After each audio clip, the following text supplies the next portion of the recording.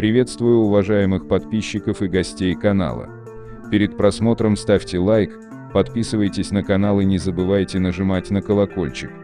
Шевченковский суд Киева огласил приговор по делу двух обвиняемых в причастности к убийству экс-депутата Госдумы, мужа Марии Максаковой Дениса Вороненкова, 12 лет Ярославу Тарасенко, подвозившему киллера Павла Паршова к месту убийства.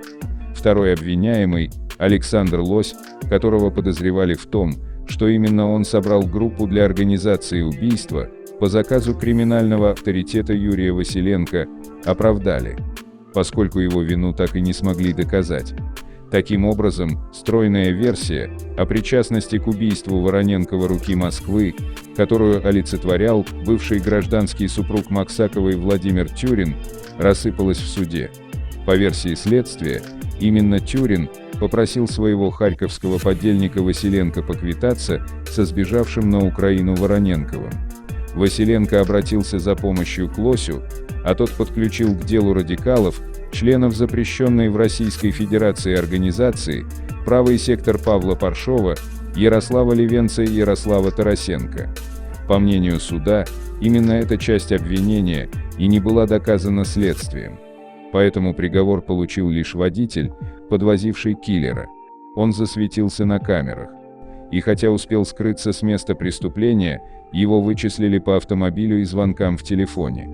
Во время задержания у него в подсобке обнаружили детали от того самого Ланоса, на котором Паршова подвозили к отелю. Убийство Дениса Вороненкова произошло в Киеве 23 марта 2017 года. В выходящего из отеля экс-депутата сделал несколько выстрелов бывший добробатовец, националист Павел Паршов. Но далеко он не ушел, сам был ранен охранником Вороненкова и скончался в больнице. Сначала следствие вышло на Тарасенко, а вслед за ним – на Александра Лося, который обвинялся в том, что вел слежку за Вороненковым, а в день убийства курировал процесс, находясь неподалеку от места событий. Свою вину Лось отрицал до последнего. Следствию он сообщил, что был охранником харьковского бизнесмена, поэтому, мол, и дежурил у подъезда дома, где жил Вороненков. Лось уверял, что его работодатель жил там же. Доказать иное следствие не смогло, поэтому Лось был оправдан. Работодатель – тот самый харьковский бизнесмен, он же криминальный авторитет Юрий Василенко, по версии следствия, и был организатором покушения на Вороненкова. Он успел уехать в Россию, был объявлен в международный розыск. Но в 2019 году таинственно исчез. Сообщалось, что Василенко был похищен. И с тех пор о нем ни слуху, ни духу. Поэтому предполагают, что его либо убили, либо он сменил документы и благополучно живет где-то под чужим именем. И еще один фигурант дела, правосек, тренер боевого ГПК Ярослав Левенец, по версии следствия, как раз и нанимал киллера Паршова, а также приобретал автомобиль «Ланос», на котором его подвезли к месту покушения. Он сейчас находится в розыске.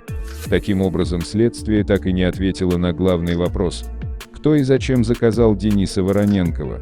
Версия о том, что это был гражданский муж Марии Максаковой Владимир Тюрин, и сделал он это по заказу ФСБ, очень быстро показала свою несостоятельность.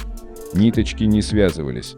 Мария Максакова уже в 2019 году под присягой сообщила, что ни Тюрин, ни ФСБ ее мужа не убивали. Дело же это чисто экономическое и связано с посягательством на их квартиры. Якобы Вороненков не поделил что-то с бывшим работником Следственного комитета Российской Федерации Денисом Панаитовым, имевшим квартиру в Киеве. Вороненков хотел обменяться с Панаитовым квартирами, ему отдать свою в Москве, а себе забрать его в Киеве. Но в ходе переговоров они что-то не поделили. Версия тоже так себе. Слишком много для простых квартирных разборок вокруг этого дела радикалов, добробатовцев и криминальных авторитетов. Поэтому ясно, что в ближайшее время правды об убийстве Вороненкова мы не узнаем.